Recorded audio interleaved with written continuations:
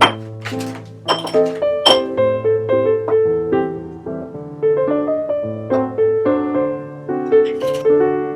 got some great stories to tell. I probably got to slide a little bit, so I'm in the shot a little better. You want me to go this that way? way, right? Yeah, I'll go. Yeah. That looks a little better, right? Yeah. All right, Poe. Mike. First of all, let me welcome you to Over a Drink, Thanks, brother. man. It's I great appreciate to be here. I you making the appreciate having time, man, to come hang out with me. Cheers. So we're gonna pour a little bit of this. Now I don't know where your line is, Poe. It's like there, Dad. Pour a little for myself here. Salud, my friend. Maybe Maker's Mark will give us a deal if we leave it in a shot. Hey. So, Poe, the way this works, right, is we pour a drink, we talk till the drink is over, Okay. right? Yeah. If the conversation is good, we pour a second drink. Fair enough. The conversation sucks, we drink really fast and get it over with. I'm on the move. You know what I'm saying? So, man, first off, who is Poe, man? About 10 years ago, I was broke up with a girl after like 7 years, moved back to my dad's basement. I was like, yo, I want to do stand-up. So I said, yo, I'm gonna either fucking kill myself or I'm gonna try to do stand-up. So like I started a podcast or whatever, did some shit, and then Occupy Philly broke out. And I was already doing kind of like guerrilla, like camera kind of stuff. Uh-huh. So I fucking bought a tent, and as Poe, I left my dad's basement and went to City Hall, and I fucking lived there for like 45 days. And it was insane, you know, like it's like something that'll never happen again, you know what I mean? Like, and like I literally would like wake up and go take like a shit at La Colombe, you know what I mean? Like it was fucking ridiculous, dude. But I met so many like amazing people that are in like, some of them work for Krasner, some of them are like, you know, out in different like jobs in the city, and I feel like it's almost like a class of like a school, you know what I mean? Like you just see someone that you saw there, you like give them a wink or like a nod or like I'll always buy them a sandwich, you know, like it was definitely a thing. But there I met my friend Chris Goldstein, and we were like what they now call Antifa, was like the radical left in Philly, like West Philly radical left. And I would watch these guys like run into banks and chain themselves to shit and do like all like this stuff, and I was just like blown away like by like how fucking radical it was, you know? And then me and Chris were like, you know, every time there's a pot fucking, you know, protest, it's like, oh, potheads with signs, and they interview a guy with like a wizard hat or whatever, you know? So we took like all these radical tactics and we created this thing called Smoke Down Prohibition, which was at the Liberty Bell, where we just went there and started smoking bones. And the first one had a couple people there, the second one had a couple more, the third one, the fourth one, there was like the whole park was like just filled with people. We blew it up on social media, High Times, fucking Vice, all this shit, right? So we go down for the fifth one, and like the federal park rangers are out like the Imperial like guard, bro. The whole bitch is fenced in. There's like Fish and Wildlife is there, fucking federal. They've had it with you. Philly cops were on the street. I'm you. like, fuck these motherfuckers, we're doing it anyway, right? So we do it. Minute I let it before 20, these two motherfucking rangers come ripping towards me, dude. Slam me down, lock me up. They perp walk me in front of the whole fucking squad. Of course. Put me up on in the Fed detention on fucking A Street or whatever. Over there by the FBI building. Yeah. Yeah. In like some motherfucking Osama bin Laden cell and shit. Terrorists, man. They really had issues with you, bro. man. And they put me on like a Friday, like motherfuckers couldn't find me like on Monday. And like, yo, where's this dude at? Anybody seen Poe? Like, nah, man, they snatched him, pulled him out of here. We ain't seen him since. But I got out and I was on fucking memes. You know, like I had like fucking thousands of friend requests, like all this shit. We actually ended up doing 12 of them where like they were like, oh, because I was actively like on trial during like the thing. Well, not necessarily trial, but you know, but they'd be like, you can't come within 30 feet of the thing. I'd be on fucking the corner of like Fifth, you know, the other side of Market with a sign like, I can't cross the street. Ask me why, dressed in like a jumpsuit. I mean, like looking back now, I feel like an asshole. But you can't come on federal property. I'm like, bitch, the streets in Philly, like stand in the street and like, well, we really broke their balls. They came at us hard, and you know, I had to do like a year of federal probation, and then we got the shot at Jim Kenney through our friend Ann Gemmel that we met at Occupy that worked in the office. Kenny was just a councilman then, not a failed mayor. And Hey, man. Yeah. Gotta call it how it is, man. Anyway, so we went to his office. He was like really receptive about it, you know, and they wrote up this shit that was 30 grams, which like is ridiculous because 28 grams are an ounce, right? Correct. So like we're just like, yo, let's decrim some pot. They come back with us like 30 grams. They're like, why do they want like an ounce plus 2 little like whatever, plus 2. right? Like fuck it, yeah, that sounds great, you know. But for me, when that happened, that was the real legalization because, you know, the corporate cannabis cartels have been built on top of the bodies of the activists that fought hard on the streets to make this fucking happen, right? Yep. And if I didn't have Pose, I'd probably be a little more bitter about it, but I don't have a medical marijuana card. I don't support the program. I will facilitate people that I know are sick into the program that are like boomers and shit because, you know, and I'll share things out, you know, but like that's how you want to do your thing. But like, you know, I can't work in that business because I'm a felon because I fucking fought tooth and nail to make sure that shit happened.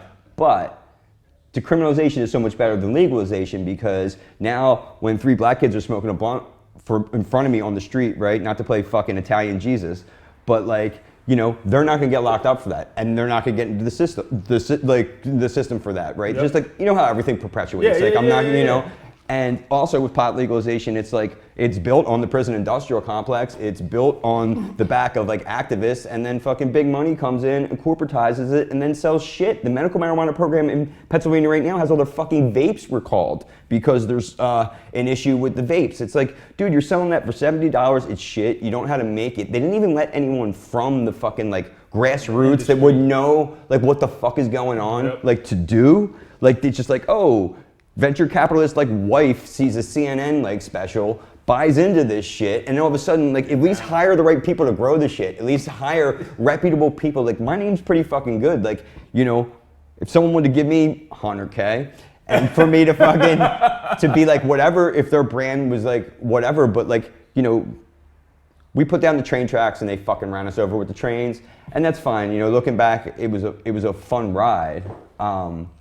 But decriminalization at the end of the day is much more important because it's been free Philly for 6 years now, right? And everyone's enjoying themselves. We created a great culture here. You know, I maybe took the little culture too far when I like started throwing like crazy you were weed throwing parties. like weed raves. I'm throwing weed raves.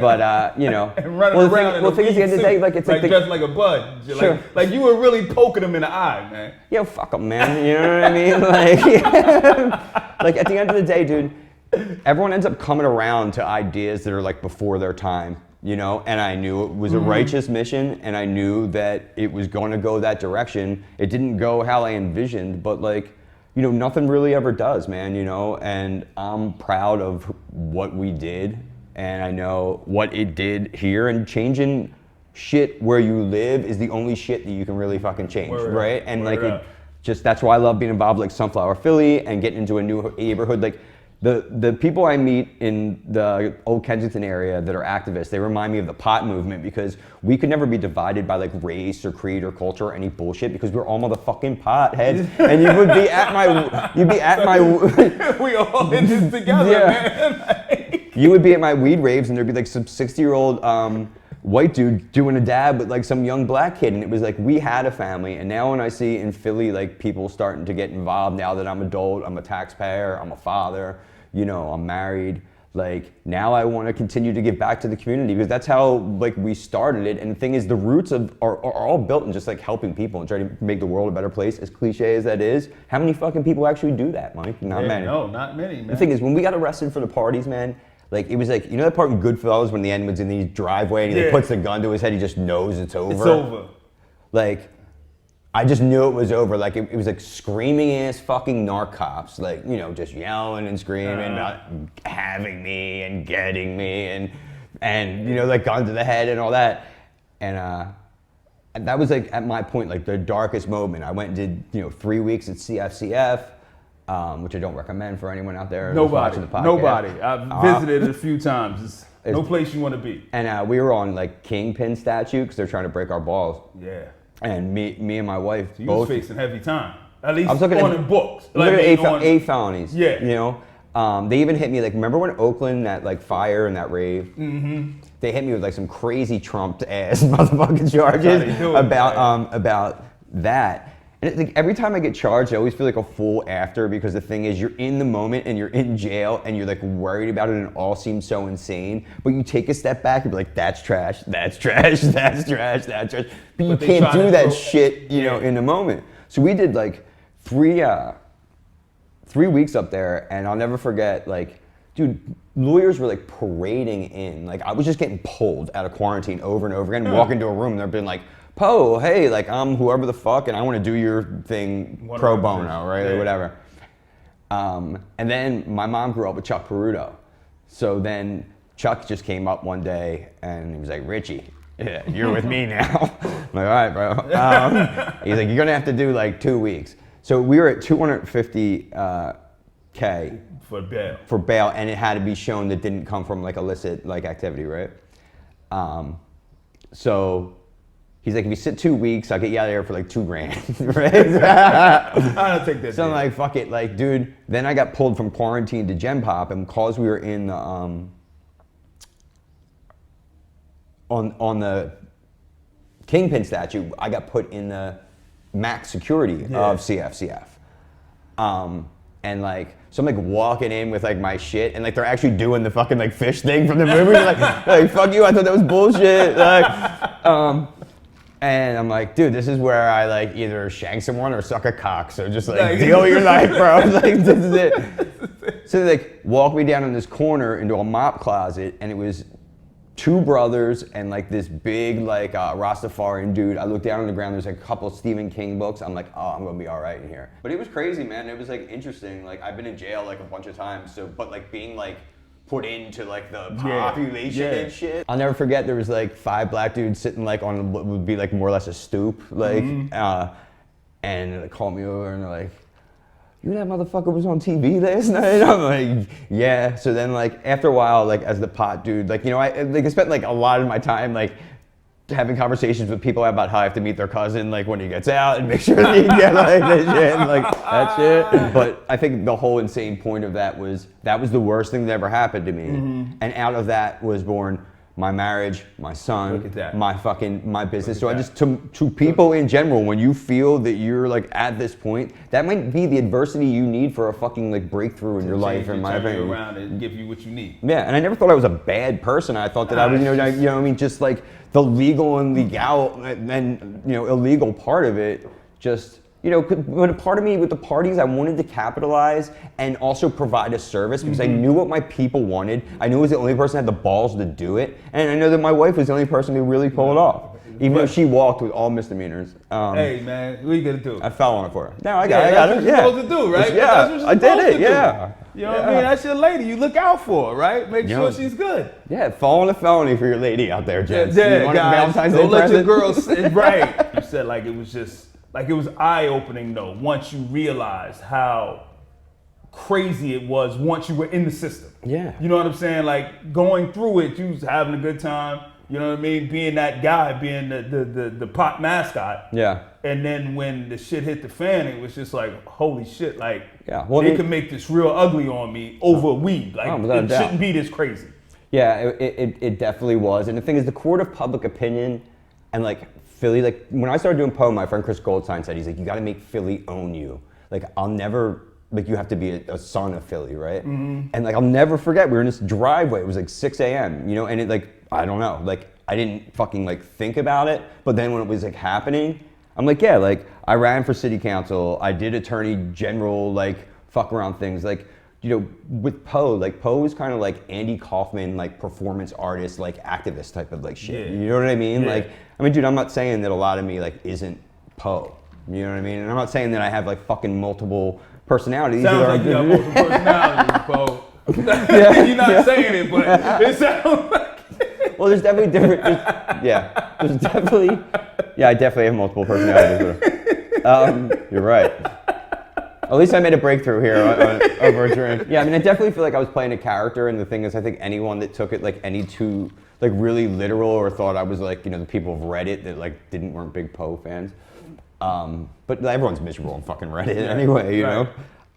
But it was just like I knew that I could use humor as a weapon, and we could like mock them, and as you say, like poke the bear. Like, what am I poking the bear about? You know what I mean? Like I'm poking the bear about something that this dude that has fucking PTSD, and this dude's daughter, you know, I mean, like, you know, I like, when I met veterans and I met parents, like, I did my best, even though I was like the fucking mascot, right?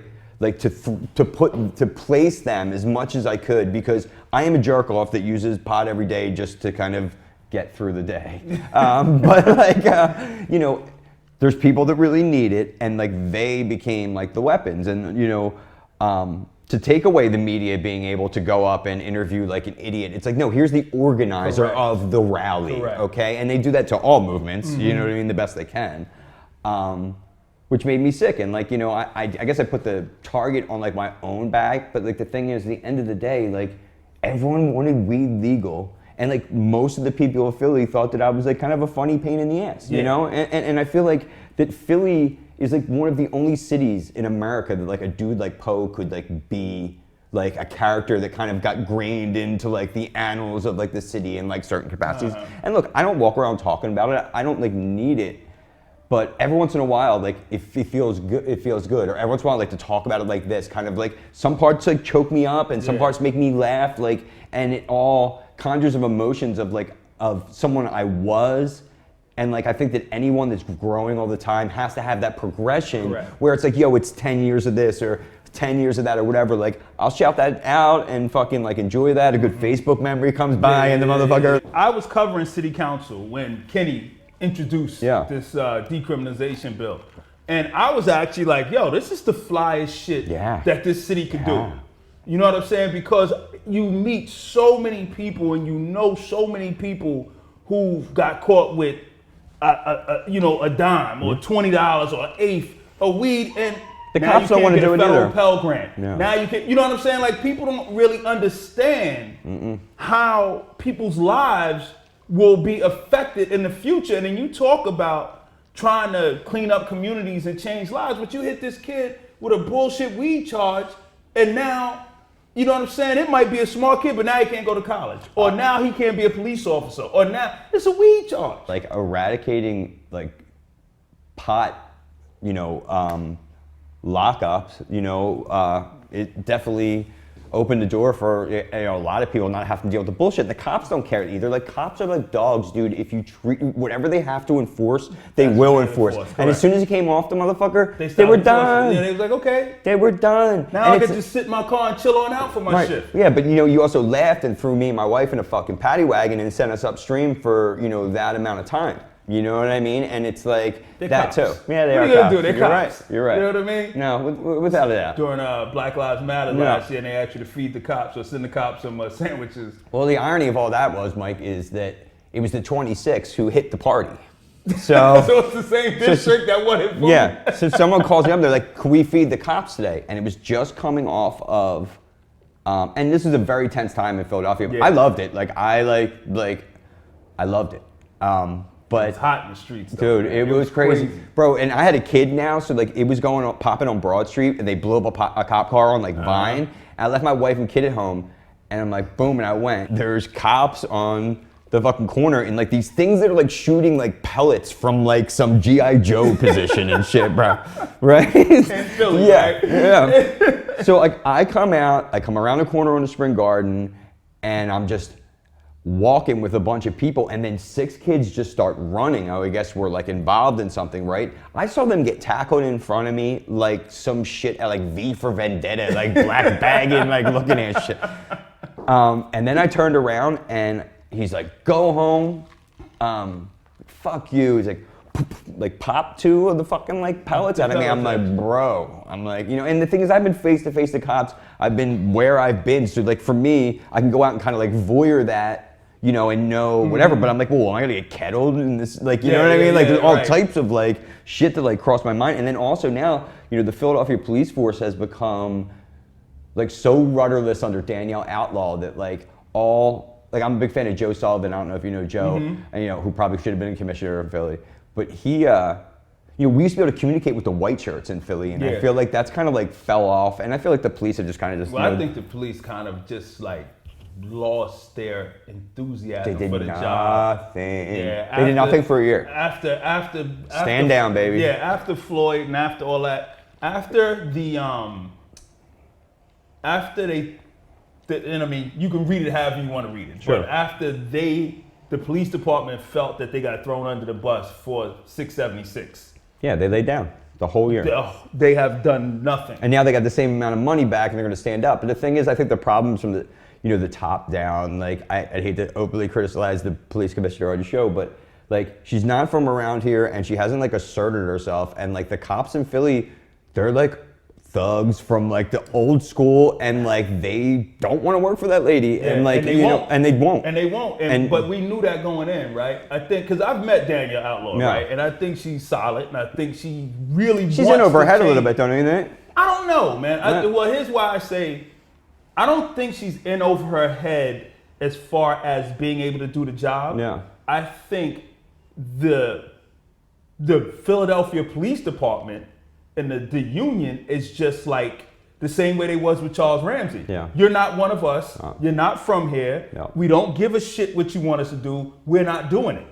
And there's nothing you can do about it because we are the people almost. You know what I'm saying? It's like, yeah, she's like, it's like trying to get like a husband off of the couch, like trying, like correct. Her like trying to get like correct. them to take out the trash, like no, you know, and and as much as she wants to do righteous things for both the department and the community, it's that brush, right? So how do you find that space to where you can satisfy the people who are working underneath you and satisfy the community, especially when I believe anyway, the people working underneath you don't want you here and they don't want to work for you. I mean, I can see that as like an absolute, like just no cop correct. shop in my life, that the cops don't even come to my restaurant, you know, like, yeah, and I think that it's really sad because I feel like it's kind of like, you know, and the thing is like, fuck Larry Krasner and like Jim Kenney too. Like, I'm not just being critical of the police. Like, no, because I'm embarrassed. I'm embarrassed. I raised money for Jim Kenney because he was riding the coattails of our pot bill in every gym he could get his ass into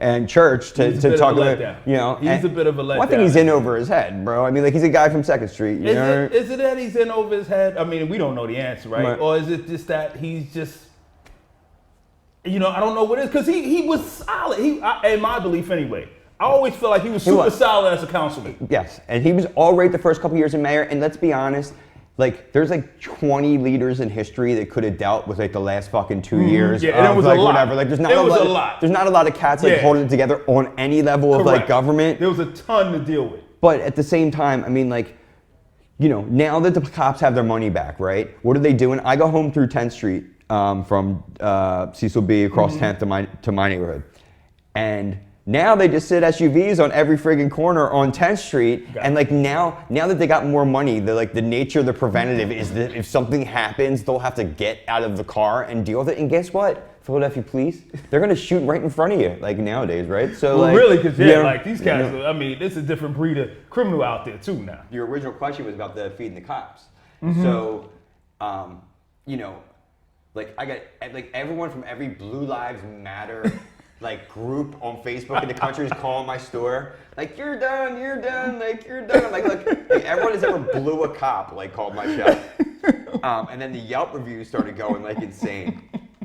You know, there's pubic hair in my food, blah, blah, blah, blah. I'm like, this is insane, right? So we just took it off, Yelp shut it down, you know. But then all of a sudden, tickets just started coming in, like with like Fuck 12, BLM, you know, all this stuff. And it made me feel like, then I'm like, I know my fucking city. Like, like, you know, I had like partners, you know, and they were pissed that I like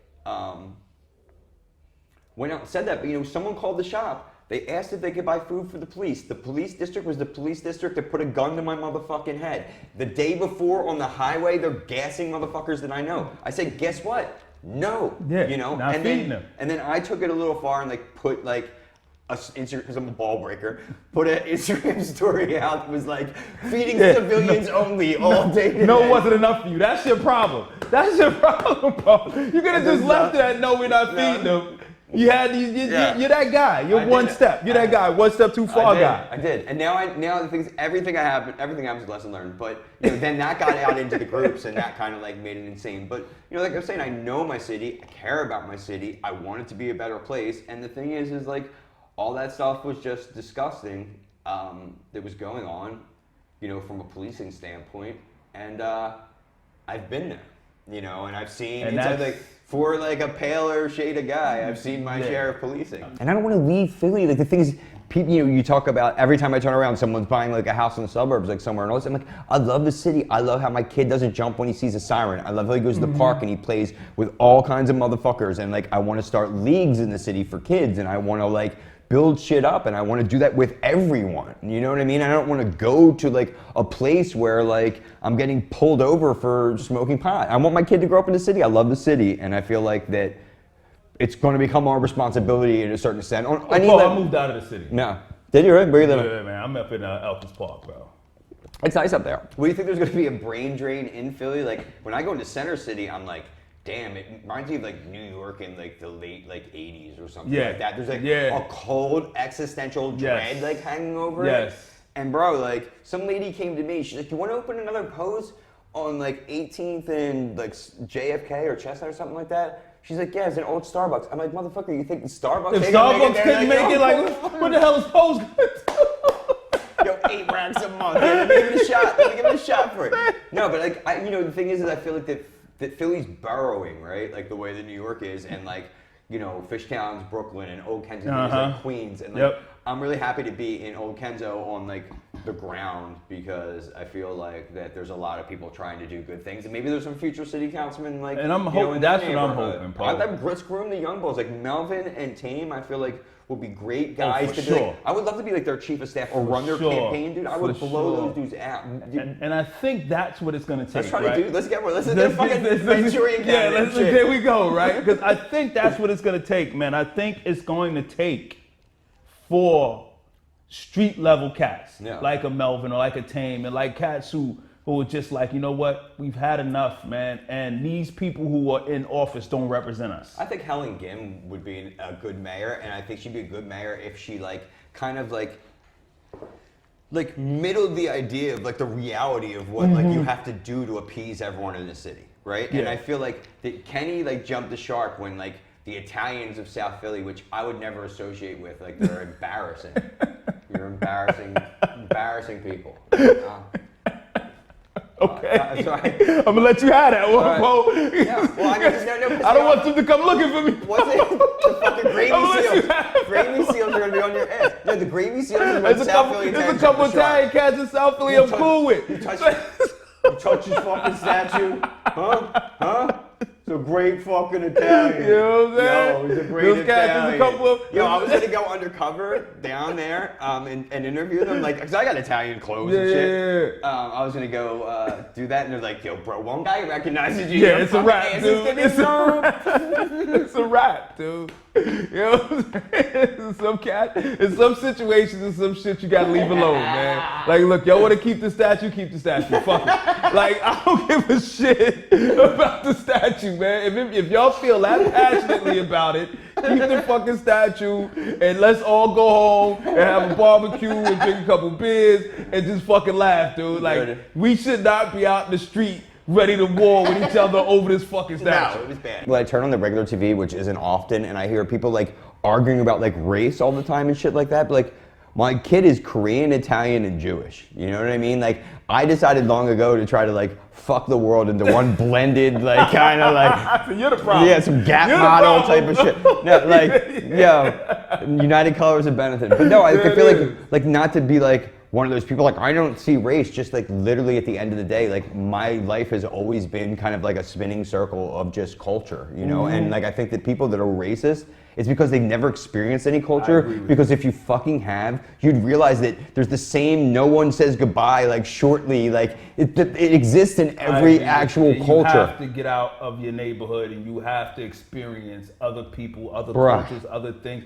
And I mean, it goes both ways, black, white, Asian. I don't care what your race are. If you've only spent your life with your race, you're blind, dude. Yeah, you're missing out on so much. But it's crazy to think that like they almost end up getting into this mentality of like they fantasize about only like seeing that to a certain extent. Yeah. You know, and then you're just like, whoa, like, you know, like what's enriching about that, you know? And I think that comes with like experience and like, travel and all that stuff. But it's kind of like sick that like in this day and age that we're hung up on that type of stuff because they take culture war when it should be class war, and they like the people that should be lighting pitchforks together. Hey, pissed off like middle class white dude that's now lower middle class. Correct. Guess what? Here's all the motherfuckers that have felt the same way for a very long time. And let's go. Let's go get them. Hey, look, man.